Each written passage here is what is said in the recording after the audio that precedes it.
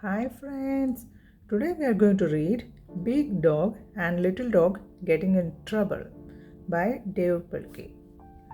Let's start the book.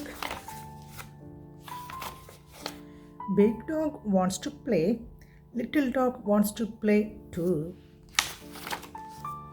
But there is nothing to play with. What will they play with?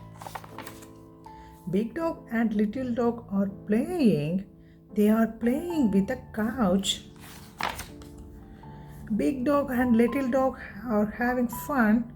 Big Dog and Little Dog are being bad. Big Dog is making a mess. Little Dog is making a mess. Oh ho! Big Dog is in trouble. Little Dog is in trouble too.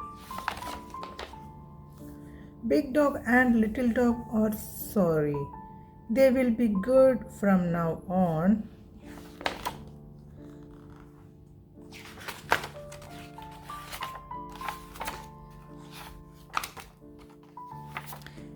The end. I hope you love this book, friends. See you next time. Bye bye.